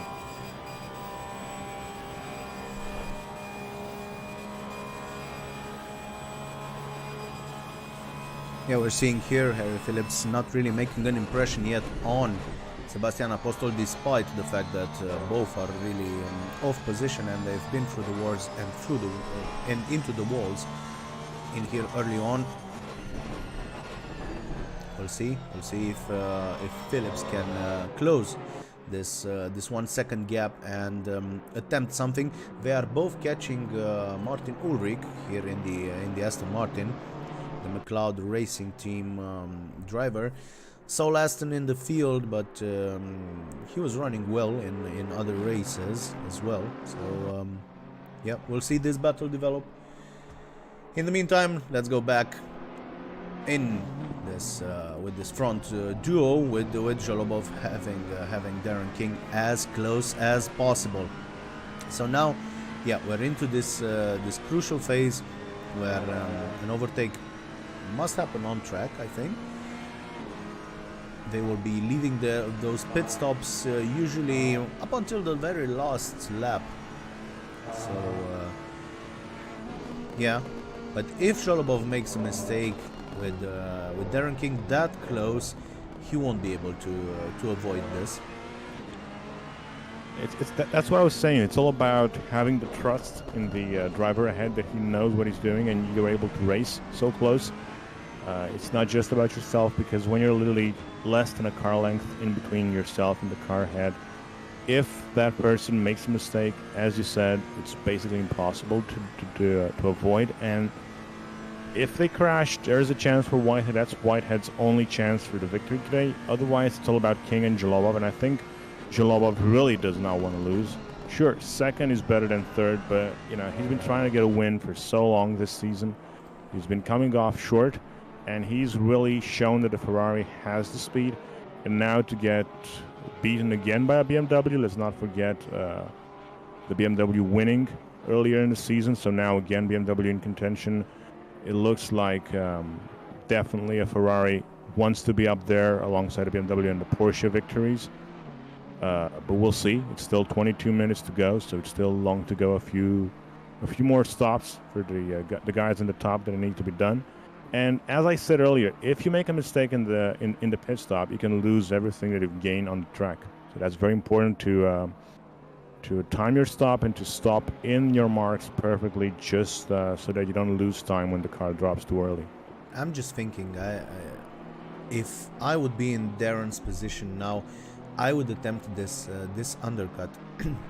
I would go for the pit stop earlier, just to force Jalobov to cover, and maybe that additional lap, because Jalobov cannot react if Darren decides to steer left towards the pit lane behind him.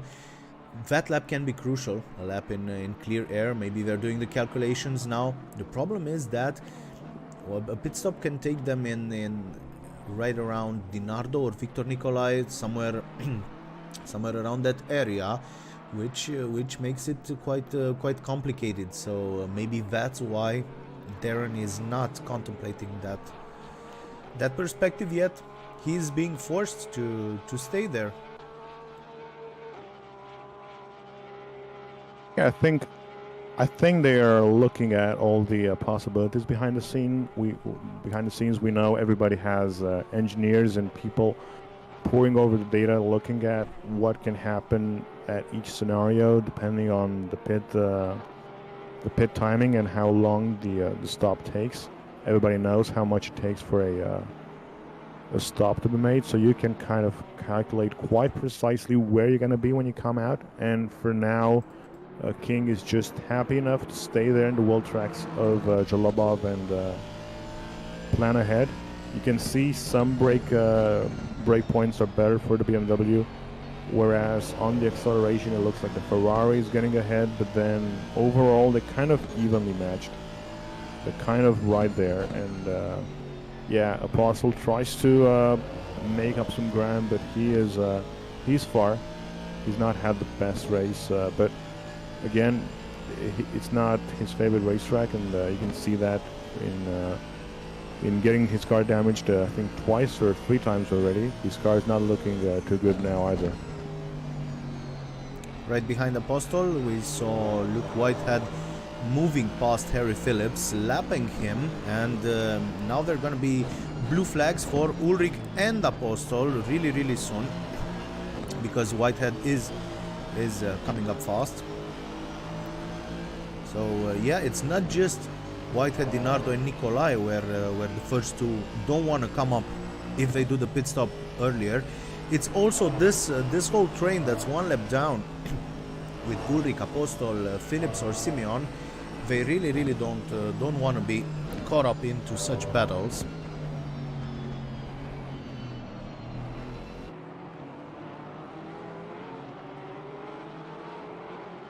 It's the final 20 minutes of the race, and it's been quite an exciting race at the top end. We've seen Zalobov trying to fight off all of his rivals, and so far he's doing a good job. He managed to put 3 seconds between himself and everybody else in the first stint. However, now King is staying with him without that much of a struggle. He's able to stay with the Ferrari driver without struggling. I think it seems that despite that hit in the wall, despite that small contact with the wall, he's able to stay there, and I don't think he's pushing himself too hard, so that's interesting to see.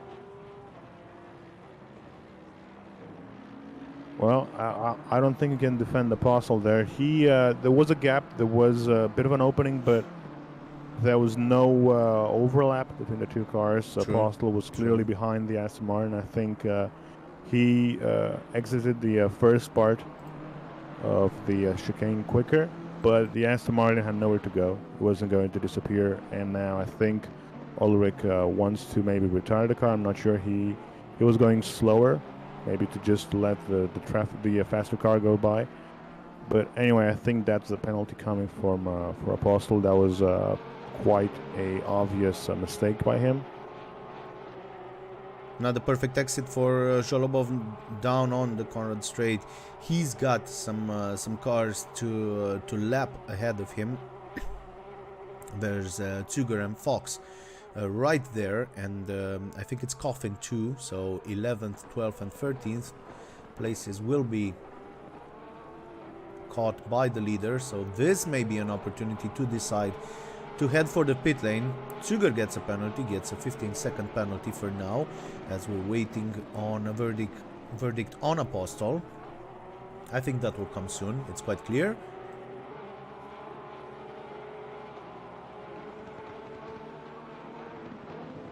Indeed, the gaps are moving all the time, even in these last few minutes. It looks like there you have it. It's a drive-through.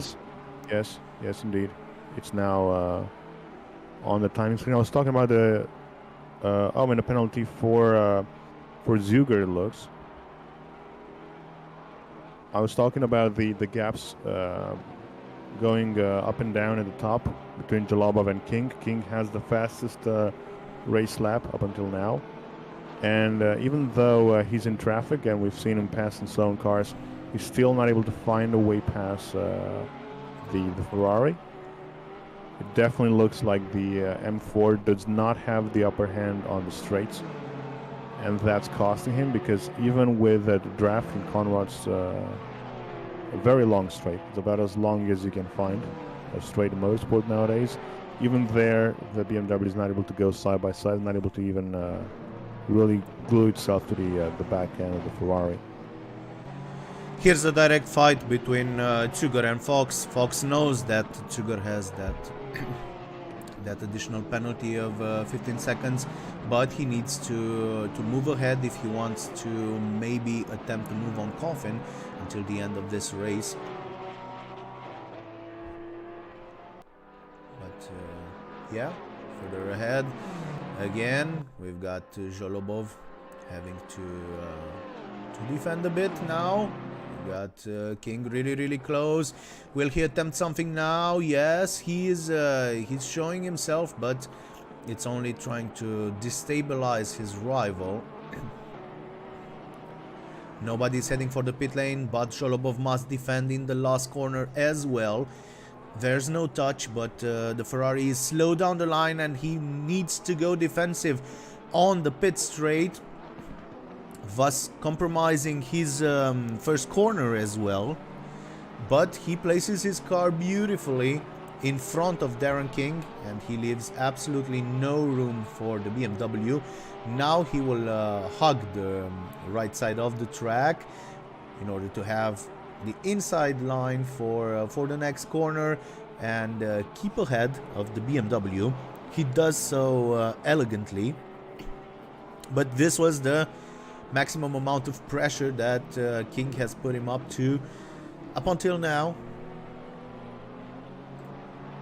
Indeed, that was a very nice battle. They gave each other room, and the problem for King was that where he was there in the second corner in Griffin's Bend, the camber of the track spits you towards the wall. So you cannot go too wide.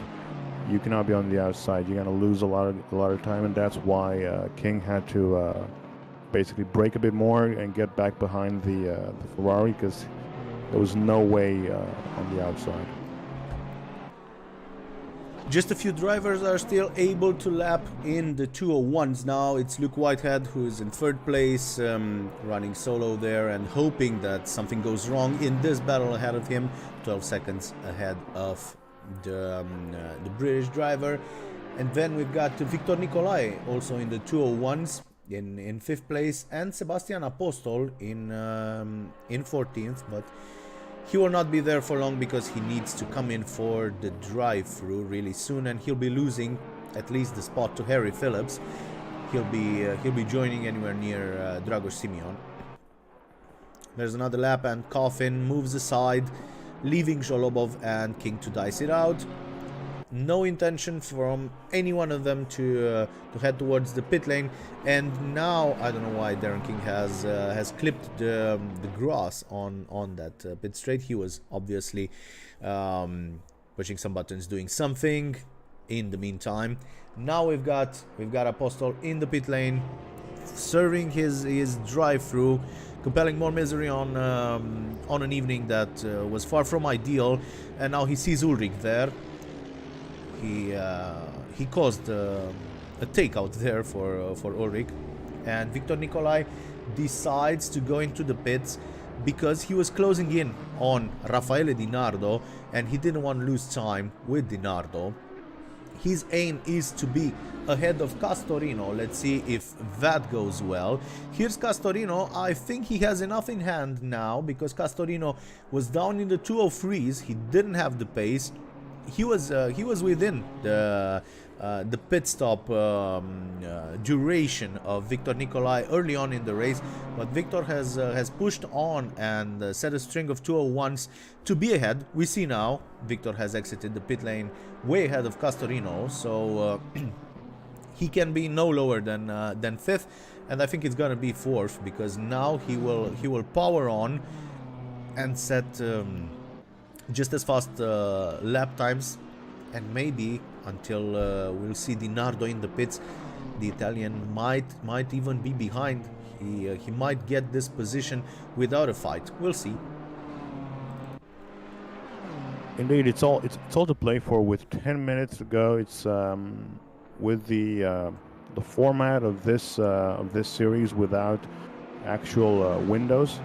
You can pit whenever you want, and that's why everybody has so much freedom to basically schedule their stops how they want to do it, and depending on where you qualify, you decide if you want to leave your pit stops early or push yourself towards the latter part of the race. And oh, that was a mistake earlier on for one of the back markers for raw stamps going off. I with the back of my eye I managed to see with a Lamborghini. We don't have many of those, and sadly this only one that we have tonight managed to go off in the S's. It happens. It's a place where we've seen many mistakes happen in real life as well. We've got Di Nardo trying to cover Victor Nicolai's pit stop now. Let's see where this is heading if he gets the perfect getaway. Yeah, it's a good stop. It's a good stop. Let's see where the BMW is. No, it's just the Bentley now. That's moving past, but we will see Victor very, very close to Raffaele now in this battle for fourth place. There's the BMW, there's the Mercedes. They're really, really close one to the other, and the BMW is still behind. Let's see who can accelerate better. Yeah, in the end, we will see this battle happening on track in the final 9 minutes of this race. Raffaele Di Nardo on very used tires has a slim chance of resisting the BMW, but if he does so, it's kudos to him. It's gonna be an awesome feat if he can keep this fourth place. He had 30 seconds. A big gap to Victor Nicolai, but Victor Nicolai on fresh rubber managed to claw it back completely, and now it's a patience test because he shouldn't attack in any corner. He should pick up a good spot and make the move stick. We'll see if this happens. So 2 main points focus in this race. One is Jolobo versus King for P1. The other one is Di Nardo versus Nicolai in P4. The battle for P4. Luke Whitehead is almost certain to end up this race in third spot. Let's see what these guys are doing. Yeah, they decided not to pit. They decided to battle it out again. And Jolobov is once again on the defense as they start to climb towards the mountain, towards the middle sector of the track once more. Harry Phillips, yeah, given that Tugger gets that penalty, he will be promoting. He's got something to gain there. He will get 13th place from Tugger, and I don't think Fox is really far ahead. He still has a chance to catch Fox as well. Let's see whether Phillips will end up that high or not. I don't know what happened here, but again, Di Nardo had the same issue as Degano. I think he forgot to take on 1 liter of fuel. He still had 1 pit stop to make, even though he made the pit stop. This is a crucial mistake from the team. Unfortunately, it's his 3rd visit in the pit lane. Now it's in green. Now the pit stop is according to the regs. So this one will be taken into account.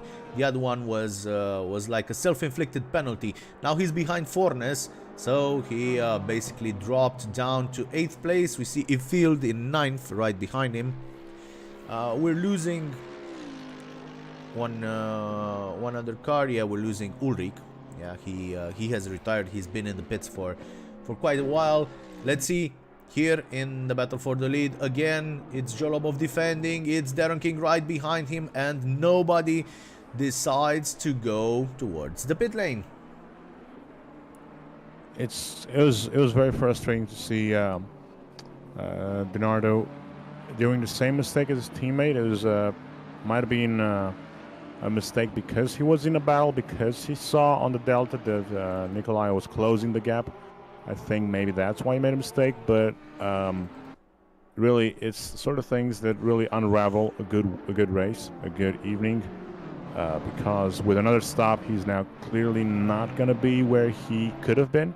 Could have been inside the top 4, but now he is clearly going to content himself with a place within the top 10, a P8, and that's about it. He's 7 seconds behind Fornes. I don't think he can claw back 7 seconds in 5 minutes. On used tire, he won't be gaining. Maybe he'll be under attack by Field. I don't know. We'll see about that. There's not a lot of time left, and Jolobov has rejected another tentative from Darren King in turn 2, and now he's continuing to lead this race. Let's see if he decides now to head towards the pit, because David Büge still hasn't stopped. Whitehead hasn't stopped. I think there's a bit more room now for these guys to make their stops. They'll be heading towards the pit lane, either this lap or the next one. There are not many opportunities left. Let's see if Darren King will try to roll the dice here, because he will do the opposite of Jolobov. If Jolobov heads towards the pits, I think Darren King will not. No, they decide to stay out, both of them. Okay, this is strange. It's clearly that it's clear that the battle is very, very interesting for both of them. They both want to win the battle on the track. Let's hope they don't forget to do the pit stop. I don't know if we've seen this sort of thing happen before this season. No way. This won't. That would be amazing if that happens. That would be really strange. But I'm pretty sure, as I said, that they're very much focused on the battle itself. I think they need somebody to shout in their ears they need to pit, because otherwise they might as well they may actually forget about it if nobody tells them to, because definitely King is focused on Jolobov and Jolobov is focused on defending. It's clear that none of the cars has the upper hand clearly somewhere. I mean, Jolobov managed to move ahead of everybody else and create a gap in the first stint. 3 seconds or 3.5 seconds, it was his advantage. But now, for the entirety of this stint, more than 40 minutes, I'm not even sure, 30 minutes for sure, King was and has been glued to the back of the Ferrari without either of them being able to make a break for themselves. The BMW, despite being will end up after his pit stop. He was 4th in the Bentley boys, Botley boys actually. He'll be close to Fornes, but I think he's ahead. Yeah, he's ahead of the Spaniard. So he will be dropping only 2 positions to Nicolai and Castorino. Okay, he's 6th. So this is a brilliant run for the Bentley. Obviously, the best run of the season. Let me just check his his previous placements. His best race was at Imola, a 14th place. No, it's not at Imola. It was in the third race, the one after Imola. Indeed, we're getting confirmation now from the guys at Cortec that it wasn't a mistake. They had a bug at a pit stop. The countdown wasn't done by the platform, so they did the stop, but due to a problem, it was not counted. as he Look is. at So now they're both Jolobov coming in. and King in the pits. Now the contest is it's a brake test. Who brakes best? Who keeps his car perfectly placed. King is moving on, and now Jolobov, yeah, they're in parallel now. They will be exiting the pits, one next to the other. It's as close as you can get for this battle, and the Ferrari is still ahead. This is the final lap of the race. It's now or never for Darren King, because yeah, he's very, very close to Jolobov, who doesn't give him any option towards that inside line into turn 2. Jolobov has managed to rescue this. It seemed that King was better placed exiting the pit lane, but we still have Jolobov leading this race, and Darren King, it's a do or die moment for him. Let's see if he attempts some madness during this lap, because there's nothing else that he can expect now. He cannot wait. There's absolutely nothing else strategically or any other perspective but to attempt the overtakes. He's putting Jolobov under pressure. He's been doing this for such a long time. Eve Field is also in the pit lane now. I don't know why. I think it's his third stop as well. Correct me if I'm wrong, but here Jolobov has to defend in the elbow, and now we're on to the Conrad Straight for the last time, and he seems to have a car length for 2 in hand now. The gap is bigger than on previous laps. I don't think that Darren King can have a lunge here. They are catching Tugger. Tugger will move aside, and so does Harry Phillips. Oh, it's a slalom there. They're skiing through traffic, and Jolobov places his car perfectly. Time is up. We're heading for the checkered flag, and Darren King has absolutely no option in the last corner to attempt an overtake. It's gonna be a victory that brings Jolobov back into the championship lead, and now he's a bit more relaxed. He finally has a win during this season, not just an accumulation of points. Luke Whitehead completes the podium in third spot. It's a good operation for him, but it might be a bit too late given that Jolobov has taken some points off him. Victor Nicolai will move up into second place in the standings with this fourth place. Yeah, he's happy. He's happy with scoring this fourth place, because he knows where Harry Phillips is, and he's quite far adrift. This is essential for him. Amedeo Castorino ends up in fifth place. Another solid point scoring for him as well. He might be close to Phillips or even ahead of him. I didn't make the additions yet. David Büge, impressive race in the Bentley to finish 6th ahead of Ivan Fornes, bringing the 4th BMW in the top 7, and Raffaele Di Nardo, who salvages an 8th place after a race that promised a lot. At least a 5th place was on the cards for the sole Mercedes remaining in this race. Eve Field finishes in 9th place ahead of Timi Lehtinen in 10th, Joe Coffin, Marcus Fox. Then we've got Chris Tugger, who ends up with this penalty that drops him behind both Phillips and Apostol, and I think also behind Dragoș Simeon. And now, yeah, they're just bumping cars. There's nothing more to do. This has been the story of this very, very exciting race. What can I say? Darren King tried everything to displace Jolobov there, but he didn't really stand the chance to do so.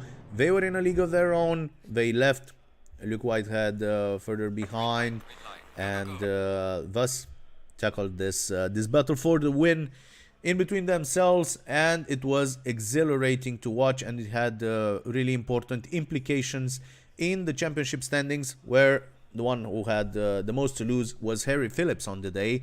But I'm sure that he will bounce back. We still have 2 races left, one the next Tuesday and one in 2 weeks. we'll be heading towards some really twisty tracks now, the Hungaroring, and then Misano will host the final. So these two tracks will decide the champion. We will have Zholobov attempting to defend his position again in front of Harry Phillips, Victor Nicolae, Amedeo Castorino, and Luke Whitehead. I think we have 5 for the title now. The rest of them are a bit behind. So yeah, it looks great with 5 drivers up there. It was an amazing race. I think the battle for the victory was really intense. The Zholobov v King battle was really intense. Sadly, King simply ran out of time, ran out of laps. He never really had a clear opportunity to overtake, so I think it was fair to not force anything. It was great that we didn't have any sort of incidents at the top. I feared that we may get a crash, but in the end, these are great top tier sim racers, and we managed to finish the race without major incidents at the top. Yeah, I'd say it's a great mentality to see someone like Darren King really taking it so seriously and not risking it just because he had nothing to lose compared to the championship leader, to Zholobov. He could have attempted something, but he raced smartly, and Zholobov gave him no real opportunity. I think that if there's one thing that Darren King might regret after this race is the fact that he didn't try to pit ahead of Zholobov.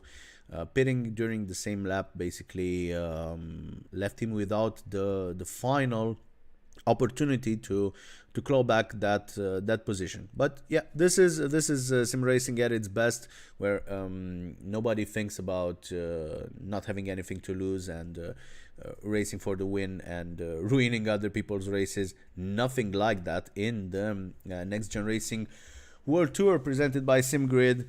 And yeah, I hope you enjoyed our commentary. Unfortunately, we had to sub in for the regulars, for poor Walsh. He's called in today. Yeah, it was impossible for him to to do this stream. We did our best here, and I'm sure the drivers also did their best. And we'll see you next time. It's Mihai Fira and Alex Siklovan here, now signing off for the evening, for the 6th evening of the series. It has been a pleasure for us to commentate this race on the mountain, a track that we adore, a track that you guys adore, I'm sure, and where racing is awesome, just as you saw it.